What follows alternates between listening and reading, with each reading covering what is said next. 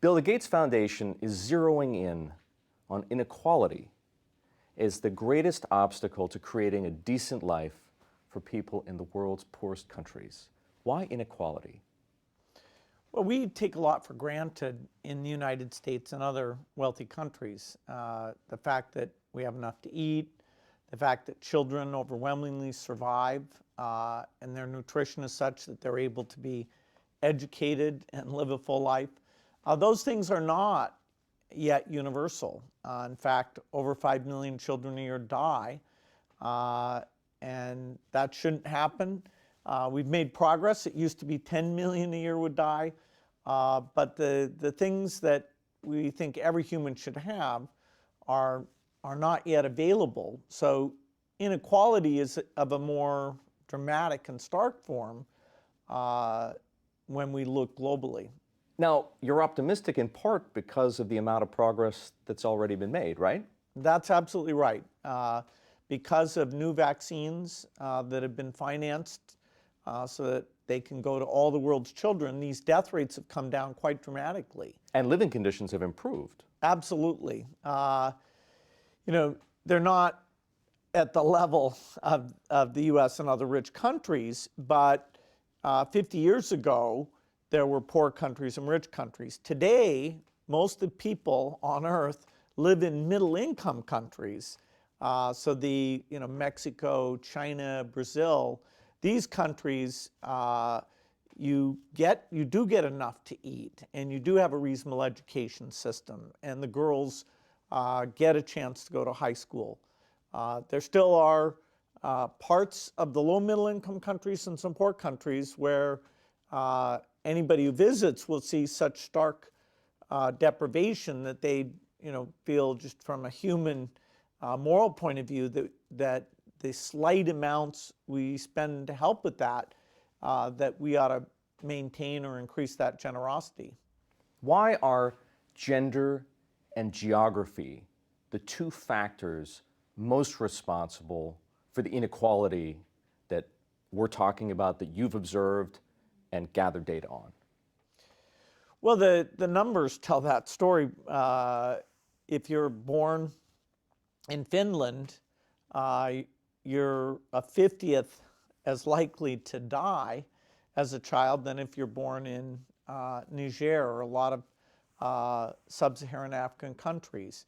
That factor of 50, that shouldn't take place. The world is rich enough that the basic medicines, nothing fancy, nothing super expensive, should get to all those children.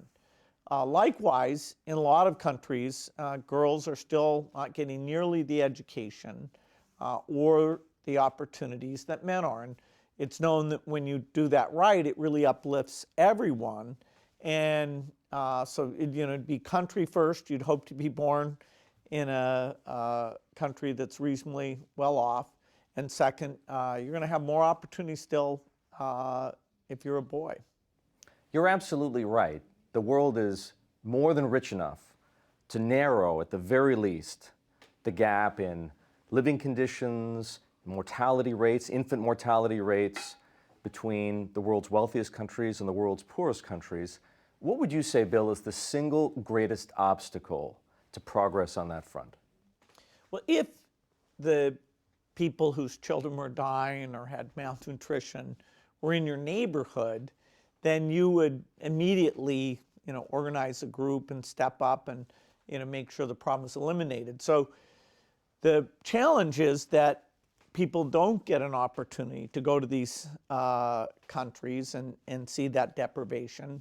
We're hoping to get that story to them and the story of progress. If it's just that you feel guilty and you think, okay, this will never get solved, that's less motivating than realizing that when you help buy a bed net, that literally is saving a child's life. So it's very little money to make these improvements.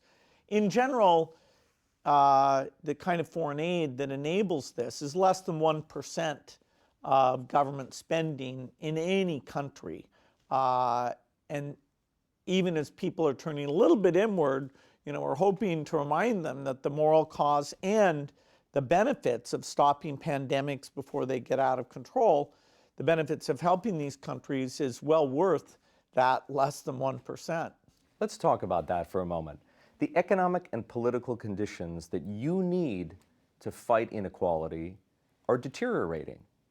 The world appears to be on the verge of a recession, and multilateralism is breaking down. Nationalism is on the rise in many of the world's richest countries. What's that going to mean for the efforts you and others are making? Well, I wouldn't say that the global economy is actually doing quite well. China has high growth, India has high growth. There are very few countries that are having GDP go down. So the total resources, people are richer today than 10 years ago, 20 years ago by a lot. And because these lower income countries have risen so quickly, actually global inequality has gone down somewhat, although it's still very high. We also have the benefit of science. Science can invent new vaccines, understand malnutrition, and give us tools, new tools that are very, very effective. So the only place that I'm concerned is that political atmosphere. There's more money, there's better science, but if people aren't willing to look at the boys and girls who live outside their country boundaries and say, less than 1% should help lift those countries up, maintain stability there, and help those countries become self-sufficient. So eventually this won't be necessary. The focus on that as a positive thing we should be proud of is a little bit less. And so, all the more reason to talk about the success, talk about the impact, to try and maintain the both moral and strong benefit that comes from global engagement. How would you describe that political atmosphere today relative to maybe the best place it's been in the past 20 years?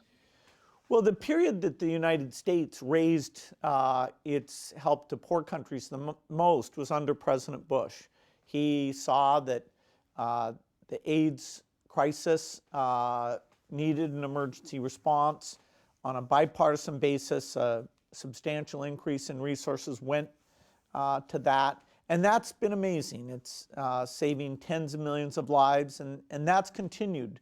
There have been discussions about cutting that from the administration, but the Congress has said, no, we want to maintain these things we're very proud of. And that if you go to Africa, is recognized as the U.S. absolutely at its best. I will say that domestic distraction and not seeing these people far away as like us and deserving of a tiny bit of our help, that message isn't as common, and yet it's so worthy that we challenge ourselves in terms of our creativity. People want to live a moral existence, and if you can get them to actually visit these places, I've never seen a case where somebody isn't drawn in. To your point, President Trump has a different attitude toward multilateralism, U.S. interests, and how and where U.S. tax dollars should be spent than his predecessors, Presidents Bush, President Obama, for example, President Clinton. Does that pose a risk to what you're trying to do? Well, certainly the executive branch picks the key people to run these programs. As yet, the programs are continuing to run. So it's not the worst case here. Do you worry about that? Oh, certainly. There's often something that, will say, okay, these are foreigners, should we help them? But when the Congress pushes back, they haven't had to push back very hard, and people say, okay, we'll keep doing these things. So the U.S. still has a lot to be proud of, and for the U.S., it's 0.2% of government spending. In that case, GDP. We're about a third as generous as the European countries are. So they often look and say, okay, why doesn't the U.S. do more? We're the biggest in absolute because our economy is so much bigger. So I think this is a story because it's far away, and because the success is not well known. We do have to get better at talking about it to draw people in, because these are solvable problems. We will get an HIV vaccine, we'll get a TB vaccine, a malaria vaccine. The countries in Asia, like Indonesia, Vietnam, India, that used to get a lot of foreign aid, have lifted themselves up. And so they're becoming rich enough that they are self-sufficient. Africa is going to take 20 plus years. It's a much tougher situation, but that's great. Now we get to focus our aid dollars on lifting up those countries. How long do you think it's going to take before we have an HIV vaccine, before we have a TB vaccine, before we have a malaria vaccine? Well, in each of those areas, the Gates Foundation's investing hundreds of millions a year. And, I love the scientists doing the work. We've come a long way. So I'm sometimes over-optimistic. But in each case, I'd say in the 10-year time frame, we will have really great vaccines. The progress in understanding biology is advancing. Fortunately, some of the work on cancer that is very well funded gives us insights about how to make vaccines as well. And so that we partner with the companies that work in those areas, and they've been very enthusiastic that they can, as they pursue the cancer, that they can also benefit these poor world conditions. So, we can expect a lot of improvement. Now, if we invent something, we do have to get the funding to get it delivered. When I came into this field, I was stunned. There were a couple vaccines, like one for diarrhea, that was being given to kids in richer countries whose risk of dying was very low, but it wasn't being given in the poor countries. And so we helped create this new vaccine fund that's helped solve that problem. Why collaborate with the United Nations on sustainable development goals? It's notoriously bureaucratic, and no one would call it efficient. Well, the United Nations actually isn't even that big. I mean, yes, they fill up that building in New York, but compared to nation-state governments, their budget, the number of people is actually quite small. But there really should be a place where the world comes together and says, okay, what do we care about? Do we care about children dying? Do we care about wars and stopping wars? Do we want nuclear weapons to not be used? Is the environment what's going on, not only with climate change, but particularly with climate change, does that threaten all of us? So we all have to cooperate together. And the previous version, the so-called Millennium Development Goals, those were actually quite successful. And that finished in 2015, and the poverty numbers went down, the death numbers went down. And so a new set of goals that were somewhat broader, like the environmental work was brought in, was blessed actually unanimously by all these members. So that gives it a clear, hey, this is humanity working on the issues that count. And these aren't very controversial things. I mean, telling a mother you don't want her children to die, there's not like one of the countries that thinks that should be a lower priority. Human morality and human values have enough in common. How we govern ourselves, what level of taxes we should have, fine. People can disagree about that. But the idea of preserving nature, letting kids be healthy, that's really enshrined. Now, there's an ambitious goal. The deadline for this one is 2030. It'll be hard to reach that, but there's constant improvement. And our foundation every year takes the time of the General Assembly saying, okay, we don't think about the poor countries much. This is the one time of year, let's see what's going well, let's see what's behind, let's celebrate the heroes, whether it's scientists with new tools or people in the field, and really give some visibility to what is the report card for humanity. Let's talk about climate change, Bill. You believe that climate change poses an even greater threat to the people in poor countries than it does to the people in rich countries, doesn't it? Absolutely. If you can't afford air conditioning, if when your crop fails you don't have a savings account to get past that 1 year in 8, and so your children aren't having enough to eat, if you live near the equator where the absolute temperature is far higher than it is in the temperate zones. Climate change is caused by middle income and rich people, but the people who suffer by far the most will be the poor. So it's very unjust. Even eventually, for the wealthy people, the problems will be very, very bad. But for the next 30, 40 years, most of it will hurt the subsistence farmer. Why focus your efforts at the foundation on mitigation and adaptation to climate change instead of combating the root problem, carbon emissions? Well, mitigation is not an area that the foundation gets involved in. That's where you're trying to switch to green energy or electric cars or meat that is made without cows. That's big private sector stuff. And you invest in that. I invest, billions in those things, including, nuclear reactors and all sorts of things to help there. Adaptation, which is taking the fact that there will be climate problems, and we need to help those who are hurt by it by giving them better seeds that can deal with the drought or that are more productive so you can save more money. Those things the foundation is very, very involved in.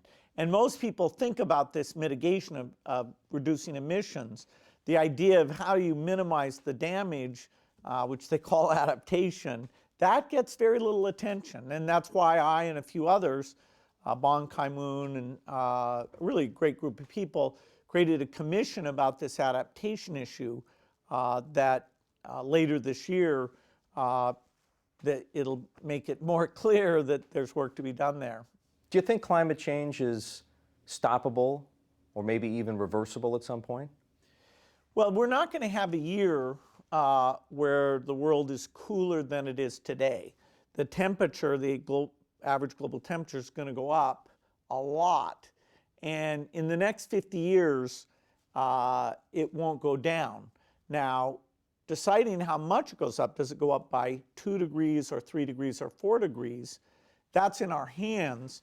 If we ignore the problem, you're going to head to something that's like a 4-degree scenario, which in terms of natural ecosystems, forest fires, days that humans just can't go outside if you live near the equator, it's pretty extreme case.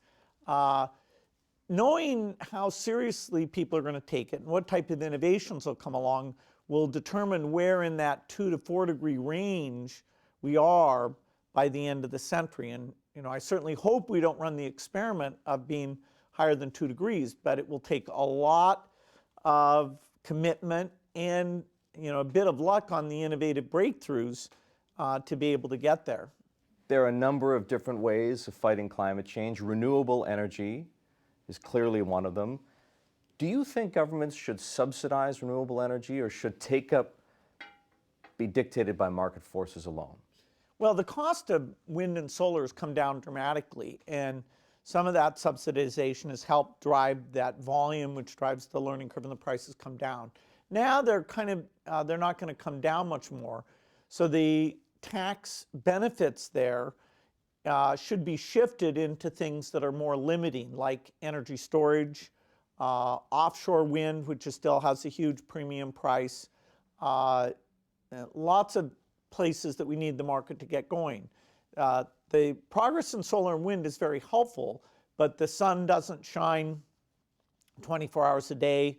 If you're far away from the equator, actually in the winter, you can't get as much. And so, and that's just for the electricity piece, that's only 25% of emissions. So we need a lot of efforts. But yes, that subsidization, that accelerated rollout, that's one of the few advances we had. It's less than 10% of all energy generation, because the global economy has a lot of energy generation. But it's one of the good things that has been developed. Bill, some people would ask, why should I care about global inequality when at least here in the United States, domestic inequality is such a persistent and growing problem? Well, there's no doubt that over 99% of the money in the U.S. that the U.S. government spend should go to domestic inequality.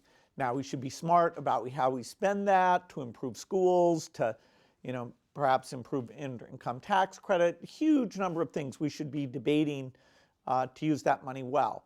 The fact that this way less than 1% should go to help stop epidemics, to create stability, to help those in need, I think that case can be made. Nobody's suggesting that you go over 1% in terms of helping those who are the poorest. You've told me before that a progressive income tax structure is the best way to fight the inequality problem here in the United States, a redistribution of resources, if you will. And if anything, our tax regime should be more progressive. You still feel that way, right? Well, the government is spending more than it takes in. So at some point, even for the current safety net and programs, somebody's going to pay more in taxes. And I do think that should be done in a progressive fashion. Just fixing the taxes alone, is a big help, but you also want the impact of that government spending to really learn, why are kids dropping out of college? It's not the case that affordability is the only problem in U.S. higher education. And for some cases it is, but I wouldn't even put that at the top of the list. Now that so much wealth is concentrated in the hands of so few, some people say that a wealth tax, not an income tax, is the only way to properly tackle the inequality problem. Could you get behind a wealth tax? I wouldn't be against a wealth tax. Unless you get a lot of nations cooperating and deal with some of the problems like people leaving the country, or how do you do these valuations that can get quite complicated, and if you have to do that every year. But if the society got behind a wealth tax, yes, you can raise money that way. Not many countries do it. In fact, Europe has less today than it had before, partly because if you're a small country, the issue of people leaving, changing their residence, is a fairly big issue. In general, I'm for way more financial transparency. I don't like that you can have trusts where nobody knows who owns it. Whenever you talk about all this money that moves around and, what did it pay taxes? Is that criminal money? We should have a lot more transparency. So I doubt, the U.S. will do a wealth tax, but I wouldn't be against it. The closest thing we have to it is the estate tax, and there I've been a huge proponent that that should go back to the level 55% that it was a few decades ago. Tax refugees are a real issue. What would you say to your fellow billionaires, and in some cases millionaires, who reject the idea of progressive taxation and increasingly are relocating, at the very least under the current regime, to states where they don't have to pay as much tax? Yeah, so the biggest issue about this would be if people are actually leaving the country altogether. There you could have something like an exit tax, certainly for their U.S. assets. Within the U.S., there's a fair bit of zero-sum competition, both for individuals and for businesses, where, if somebody's going to place some jobs, then, gigantic money gets spent to them. I think a lot of that, the states should sit down and, sort of declare a truce in terms of how that money gets spent. We're never going to totally align the income tax regime across the 50 states, but,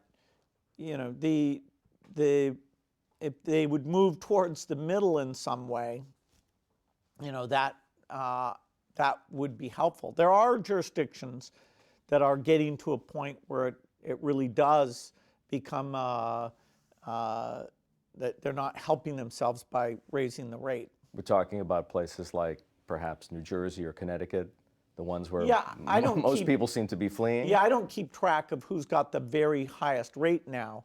There are states whose balance sheet is very troublesome in terms of the liabilities they have, and it's too bad we're not really facing up to those and saying, okay, what is the plan for New Jersey or Illinois, over the next several decades? to get out of the financial difficulty they're in. Puerto Rico's the most extreme. I want to ask you about philanthropy. As a matter of principle, most people would agree that more philanthropy is a good thing. But as you well know, there's a big difference between good or effective philanthropy and bad or ineffective philanthropy. Of the billionaires you know, and they happen to be people who tend to give away in aggregate the most money, how many would you say are doing a good job of that? I don't know all the different philanthropy that different people are doing. We do have this group called the Giving Pledge, where now a couple hundred people have committed to giving the majority of their money away. And there are regular meetings, one annual meeting to talk broadly about the topic, and then through the course of the year, lots of meetings that are focused on giving to science, giving to education, giving to the environment. And I know people are learning a lot from each other. There are some very sophisticated givers, and the heterogeneity is such that you'll never have a single score. I mean, George Soros did brilliant work helping the Eastern European countries, build up a civil society. That was kind of amazing, hard to measure.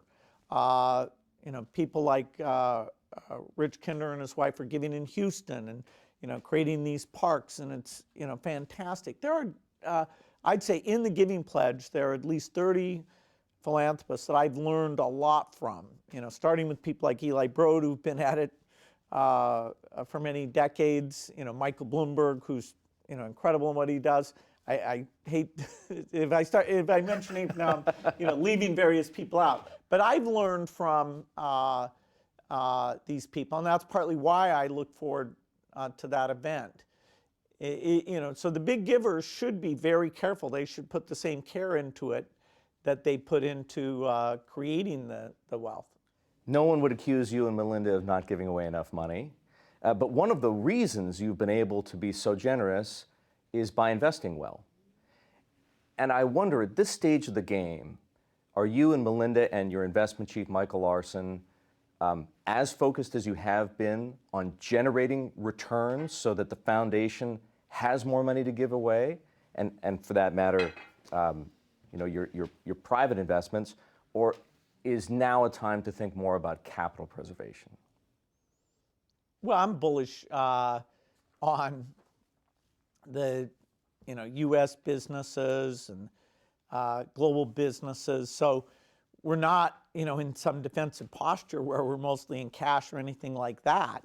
The strategy that's been used on the investments is to be over 60% in equities, and that's still the case? No, that's still the case, and even after a 10-year bull run? Well, yeah, you can. Well, calling market turns is a very tough thing to do. You can make the case that the yields aren't very high, but that's true across all asset classes. I mean, T-bills at 10-year, well less than 2%. So there's no, obvious thing to beat other investors out there, and there's reasons to think absolute returns for the next decade will be less than they have been for the last several decades. The government has opened up an antitrust review of big tech, Facebook, Amazon, Google, and Apple. Do you still believe it's better to regulate these companies than to break them up? And if so, why? Well, breakup, I don't know the last time a company was broken up. It's I think quite a long time ago. And you have to really think, is that the best thing? If there's a way the company's behaving that you want to get rid of, then you should just say, okay, that's a banned behavior. Stop just doing splitting that. a company in two and having two people doing the bad thing, that doesn't seem like a solution. So it's a pretty narrow set of things that I think breakup is the right answer to. These companies are very big, very important companies. So the fact that governments are thinking about these things, that's not a surprise. I was naive about this, but that it was a long time ago, and I didn't realize that as Microsoft gets successful, we'd come under scrutiny, and we went through our thing back in the 90s, and that's made us more thoughtful about this kind of activity. Do you share the government's concerns that any one of these companies, or all of them perhaps, are doing things, abusing their power and influence in such a way that it undermines either the political system, and we've heard about that, or perhaps the consumer economy, and we've heard about that too? I think these companies are behaving totally legally. They're doing a lot of innovative things. The fact that the tax rules incent you to structure in a certain way and to minimize your taxes. People should look if they want to change that going forward. That's a real question. Social media, nobody had a crystal ball that in some ways that would be a way of sort of radicalizing people or splitting them into different groups. What exactly the solution to that should be, to have us more reading a common front page and not being pulled to extremes, I don't think you can rely completely on the tech industry to worry about that enough, come up with the solutions. I do think government really needs to talk about what those rules should be. So it's not, you could say I'm biased, but I see these as well-meaning, highly innovative companies that it's up to society to make sure that their innovation doesn't have negative side effects.